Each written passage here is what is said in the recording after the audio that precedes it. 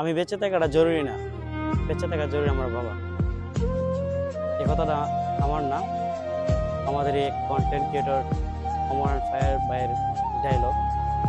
আমি একটু কপি করলাম। কপি করার কারণ কি, আমার বাবা নেই। যদি আমার বাবা বেঁচে থাকতো তাহলে আমার এই সেম কথাটাই আমার বলতে হইতো। কারণ বাবা নামক বটগাছটা যার কাছে নাই, সে বুঝে কত কষ্ট, কত বেদনা। আপনারা কেউ বাবা মারে কষ্ট দিবেন না। বাবা মারে কষ্ট দিলে আপনি দুনিয়াতে শান্তি পাবেন না, আখারাতে শান্তি পাবেন না। আর আপনার সফলভাবে উঠতে হইলে আপনার বাবা মার দোয়া সবসময় লাগবে। কারণ অনেক ছেলে আছে বাবা মার অনেক কষ্ট দিতেছেন, বা বাবা বেঁচে থাকতে আপনাকে বাবার মূল্য দিতেছেন না, এগুলো থেকে আপনার বের হয়ে যান।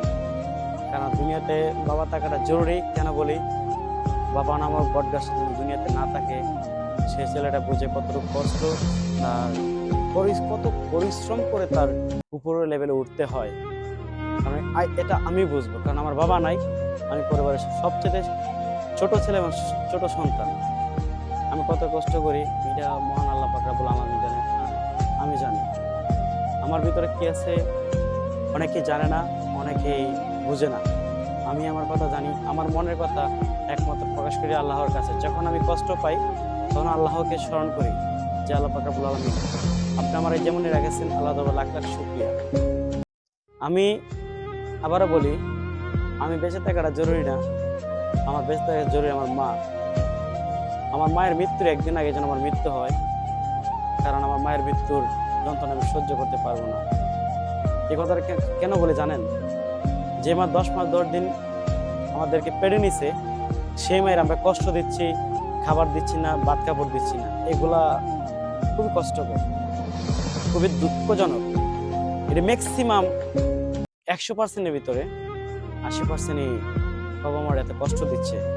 আমি মনে করি এগুলো আপনারা করবেন না, এগুলা থেকে বের হয়ে যান। এগুলো খুব খারাপ লক্ষণ, শয়তানের লক্ষণ। আপনাকে শয়তান ফাঁদে ফেলাইছে, আপনি অবশ্যই ভালো, আপনি একজন ভালো মানুষ। আপনার কাছে আমি একটা অনুরোধ করি, আপনাদের কাছে কখনো বাবা মার মনে কষ্ট দিবেন না। যত পারবেন তত বাবা মারে করার চেষ্টা করবেন।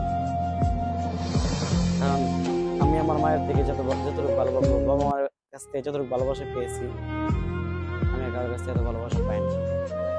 ঠিক আছে, সবাই ভালো থাকবেন, সুস্থ থাকবেন। সবাইকে অসংখ্য ধন্যবাদ। আসসালামু আলাইকুম।